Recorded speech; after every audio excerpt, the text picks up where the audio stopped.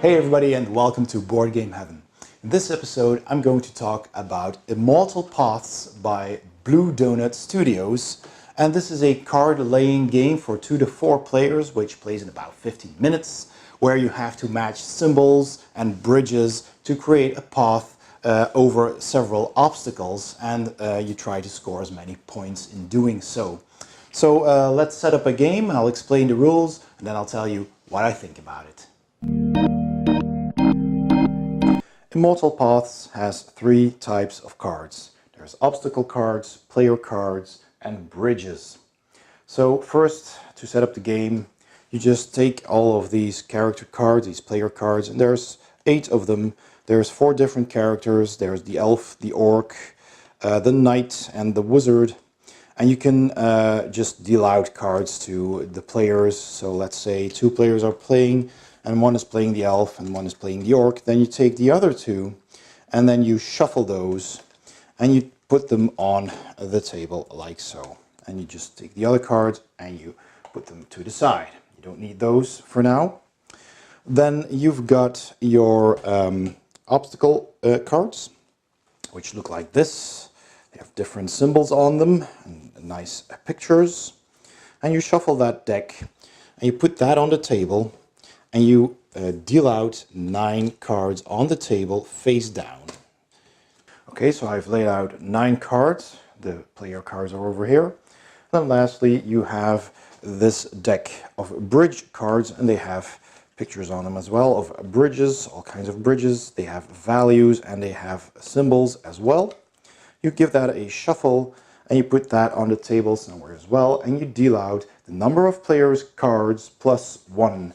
So in a 2-player game, you take 3 cards and you put those out on the side like so.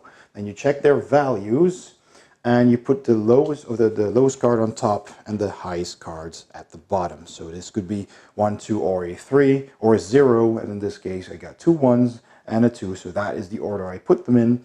Flip over the characters, which means that this player is gonna go first and that player is gonna go second. So now you're ready to play the game. Let's explain the rules. So the goal of the game is to overcome all these obstacles by summoning bridges. And they have to be bridges that connect to the elements on these cards. So you flip over the first card, and this is the first turn, and that card has the water and the earth element, the blue and the green one. So on the first turn, this player starts and he gets to select one of these 3 cards. So he's going to want either of those will connect to that element. You only need 1. So he's going to, for example, pick this card. So he puts his player card over there where he took the card, and he puts that in front of him on the table. And that player chooses the second card. Let's say she wants this card, so she's going to take that card, put that in front of her, and this determines the next round's player, the starting player. So in this case, from top to bottom, the orc player goes first and the elf player goes last. And if there's a 3-player game, you obviously have 3 cards here and 4 cards over here, and in a 4-player card game you'll have 4 players and 5 cards. So once all this is gone, then you take the remaining card, you discard it, and you put out 3 new cards. And you do that every turn.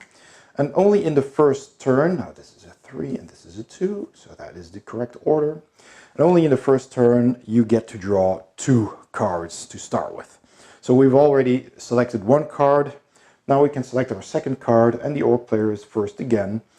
And he's gonna see if I'm gonna play that card over there. I could also pick another card, this one or this one, to play there.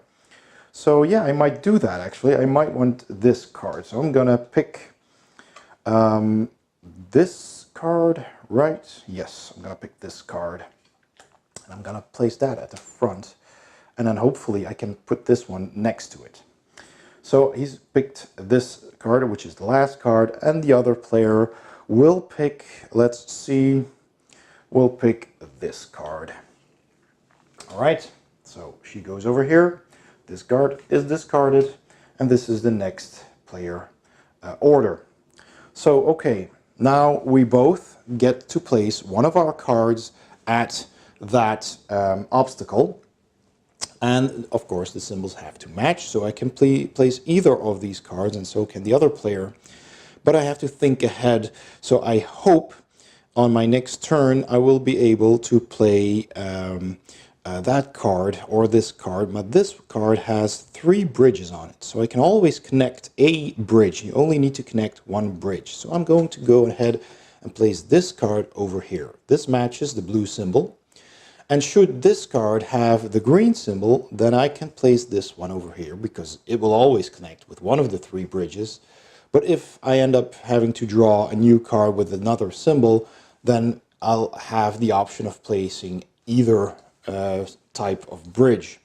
So I'm going to keep hold of this one, play that one, and the other player is going to play, let's see, well, she's going to just gamble and play that one. All right. So that is the first turn. So on the second turn, you flip over the next card, which is a similar card. It's exactly the same card. And then 3 new cards get turned over. And this is a correct order, 2, 2, 3. And then she gets to go first. So she will pick, let's see, a blue or a green. So this card is not much help unless she plays that card, and then this one next, which has the red bridge, so that could connect, but you never know what you're gonna get. So yeah, well, it's a gamble. So she's gonna pick that one. She picked that card, and then I am going to pick. So we only have green and blue left. Let's see. I'm gonna take the blue card here. So that one, okay. So now I can play this card over here. This is the next order. This card goes away. I can play this card over here. It connects both a bridge and an element. So that's a legal placement. And then the other player will do the same. She's going to play this one, which connects the blue bridge and the blue element. So then, third turn, you flip over another card. This is a red card. So we take 3 new bridges. Like so, and now they're all valued 1, so the order doesn't matter. I get to choose first. I need a red card, I don't have one. There's no red card here either, so now I'm a bit of a dilemma. So whenever you can't play a card that matches one of the symbols or bridges, then I have to play one of my cards face down. So let's just say I'm going to take this card right there. And the other player is going to take that card. Okay, this gets discarded. This is the new player order again. So now I have to choose. Now I have to put one of these cards down. Now this card has a lower value than that card because these numbers will determine your end score. So let's say I'm going to just put this one face down. I can also choose to keep that one because it has multiple bridges. You know, keep my options open. But I'm just going to gamble and keep the valued 2 card, put this one over there. The other player does have a red card and has the red bridge. So she can make a legal move there. Okay. Now, during the 3rd, 6th, and 9th rounds, you can swap cards. Now, the first 2 cards were already played. There wasn't much that needed swapping, but say, for argument's sake, there was a face down card over here. Then during the 3rd round, I could swap out either one of the cards that I've already played on the table with one of the cards on my hand. Of course, that card needs to be a legal move. So if that was over there, then I could play this card here and take that one back. So this matches the bridge and the symbol, and I took that one back into my hand. So that would have been a legal move, and the other player can do that as well. Maybe she wants to put this one somewhere to increase her value. Now, of course, these values are higher than the 1, so she's gonna just leave it like it is. But during those rounds, you can do that, and you can only swap out 1 card. So either 1 face-up card or 1 face-down card with the card from your hand, Or you can also swap out 2 cards on the table, but you can only do 1 swap. So remember that during the 3rd, 6th, and 9th rounds, because that can be very important. All right, so next round is the 4th round. We have this card. We get 3 new cards, new bridges. The orc player gets to go first. So let's see, I can play that card, and that would be a legal move. But I only have 1 bridge to connect to. So if I'm gonna go see what card is gonna go next, I'm gonna need something to connect to this card if I'm gonna play that one. So let's see, the orc player is going to grab this card. I can do lots of things with that. So, and then the elf player picks, for example, she needs a green bridge, so she's going to take that one. All right, this one goes away. Okay, so by now you've gotten the gist of how to play this game. So the elf is going to play, let's see, higher value. Can I play that one? Connects a bridge and an element. And this player is going to see what, if I want to replace this card later, I might do it with this, because this is red. So I want to hold on to that one. And if I do, then I will connect this. If I play this one here, then this would be a legal move. So that's what I'm going to do. I'm going to put that one there and see if I can hold on to that until the 6th round and then swap that one out. So that's also a strategy you can use. So you play on and on and on. You flip over 1 card each round. You play a card until you reach the 9th round.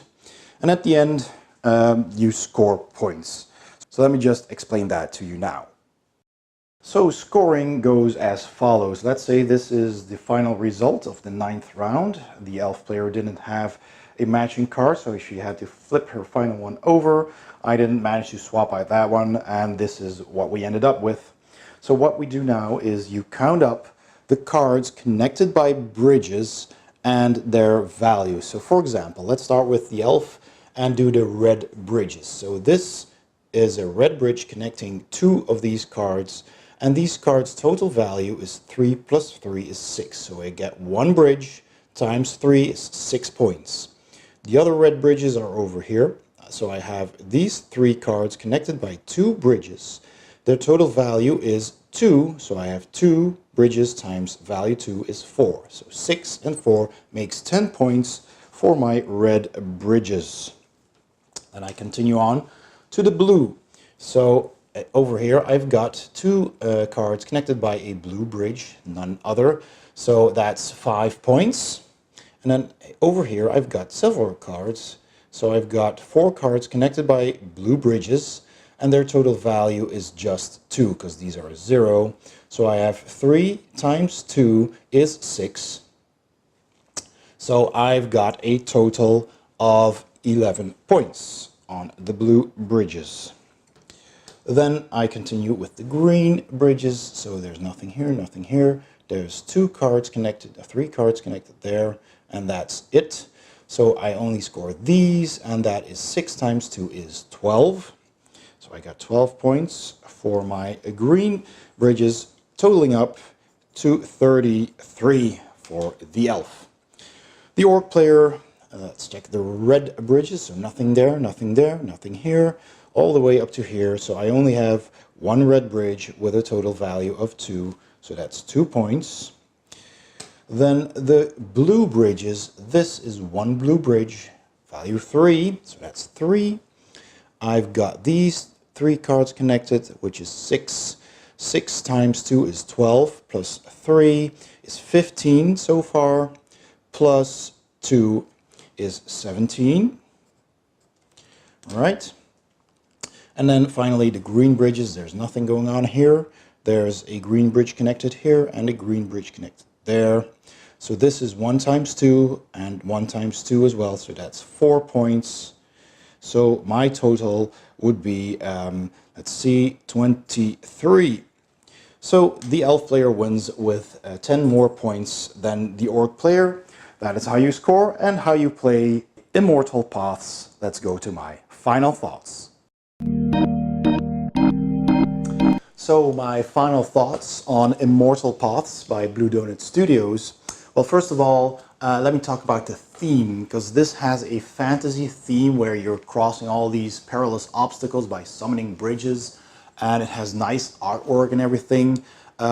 This is actually a re-theme of an earlier game by Blue Donut Studios called Line, the skateboard game.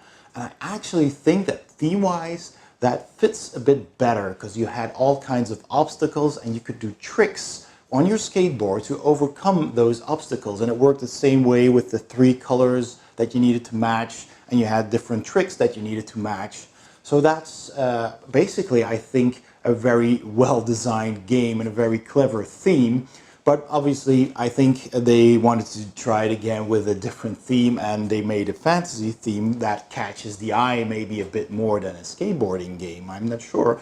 So, but in any case, if you're more of a fan of that kind of stuff, of skateboarding and a more modern theme than the fantasy setting, then Line is also a game you should check out. So, having said that, in this game, the artwork does stand out as being a bit all over the place. I don't want to say all over the place. It's not really consistent, as in the artwork on the obstacles and the heroes is very nice. It's kind of like 3D painted backgrounds, while the bridges are all 2D, and individually those are very nice. I really like how those bridges match up and that it all fits together nicely and the art matches up. So that looks really, really great. It's just, you know, it's like you have these great 3D artwork and then the 2D bridges doesn't really fit. I think it would have been, for me personally, nicer if the artwork all had been 2D. That is not to say that the artwork isn't good. That's just my personal opinion on the aesthetics of the game. That doesn't mean anything about how you play the game, because gameplay-wise, I really enjoy this game. It's a light, fun filler where you just get to draw cards, and I like the clever mechanism of how you pick a card, and that determines which player gets to pick the next card first. So the order of picking cards is determined by which card you pick in the previous round, and I really like that mechanism. And then you have to take your 2 cards that you have and pick one to play, and if you can't play, you have to turn it around. Remember that you can switch it in the 3rd, 6th, and 9th round, and maybe, you know, improve your layout a bit. So that it's quite a puzzly game, and you have to take into account the values of your cards, of course. So in that regard, I really enjoyed this game, and you can play with 2 to 4 players, and basically there's no downtime, because every time the only thing you do is you all pick a card in order, which is fairly quick, and then all players can simultaneously place their cards.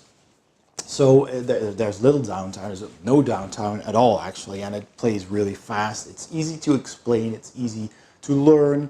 It comes in a small package, so you can take it with you easily anywhere. So all of that is very positive, and I actually like to try out the Line game as well, just to see how that plays, and it plays the same, of course, if that clicks better with me, you know, in the aesthetics. But I'll put a link in the description below to their website so you can check out which version you like most. So that is Immortal Paths by Blue Donut Studios. I'm giving this game a thumbs up, so I hope you enjoyed this video. Thanks for watching. Don't forget to like and subscribe, and I'll see you next time on Board Game Heaven.